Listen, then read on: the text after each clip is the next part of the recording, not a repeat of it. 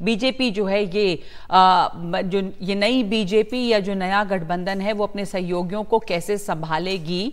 मोदी 3.0 में सहयोगियों की भूमिका अहम है। 4 प्रमुख सहयोगियों के 40 सांसद हैं, हर 4 सांसद पर एक मंत्री पद की मांग है।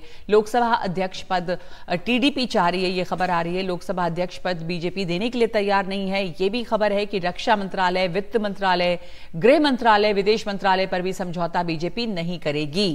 जोर देने पर टीडीपी को मिल सकता है डेप्यूटी स्पीकर का पद, और ये सब यहां इस वक्त मामला उलझा हुआ है कि कैसे तमाम अपने सहयोगियों को बीजेपी खुश रखेगी। हमारे साथ अखिलेश हैं। अखिलेश, क्या चर्चा है? अलग अलग मांगों की लिस्ट सामने आने लगी है।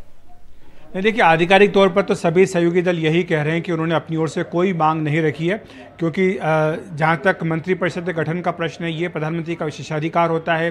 किसे क्या मंत्रालय देना, ये भी प्रधानमंत्री ही तय करते हैं।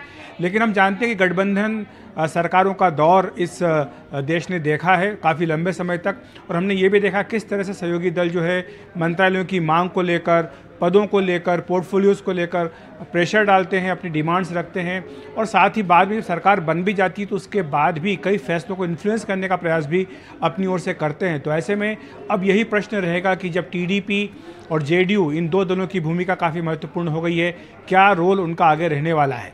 इसके साथ ही अगर चिराग पासवान और एकनाथ शिंदे को भी मिला दें तो करीब 40 सांसद इनके 4 दलों के ही हो जाते हैं, जिनके बूते पर अभी सरकार टिकेगी और आगे चलेगी।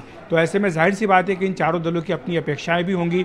टीडीपी की ओर से ये कुछ बातें की जा रही हैं कि टीडीपी ने यह कहा है कि वो लोकसभा अध्यक्ष का पद चाहती है, लेकिन कुछ ऐसी बातें हैं जो बीजेपी निश्चित तौर पर नियम बना करके आगे चलेगी, क्योंकि बीजेपी ने अभी तक जो पिछले 2 कार्यकाल रहे हैं मोदी सरकार के, उसमें सांकेतिक नुमाइंदगी दी है सहयोगी दलों को।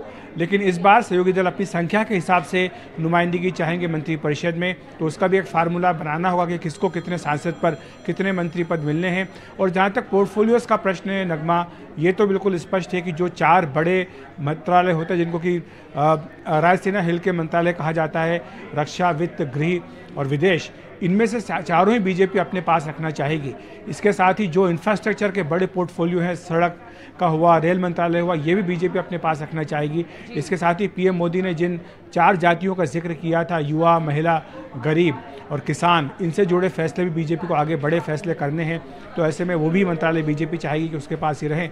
तो ऐसे में हमने ये देखा है कि जो अभी तक अगर आप 10 साल का देखें तो स्टील मिनिस्ट्री हुई, या फिर इसमें एमएसएमई हुआ, या हैवी इंडस्ट्रीज हुआ, ये इस तरह के मंत्रालय हैं जो बीजेपी ने अपने सहयोगी दलों को दिए हैं। तो ऐसे में संभावना है कि इन्हीं में से कोई मंत्रालय जो है वो बीजेपी अपने सहयोगियों को दे। इस वक्त इतना ही हमारे पास समय। जैसा आप कह रहे हैं कि बीजेपी जो रायसीना हिल के मंत्रालय वो अपने पास रखना चाहेगी, तो ये देखना होगा कि क्या जो सहयोगी हैं वो दूसरे मंत्रालयों पर मानेंगे या उनकी क्या मांगे हैं। आधिकारिक तौर पर वो नहीं कह रहे कि उन्होंने किसी भी तरह की डिमांड रखी है।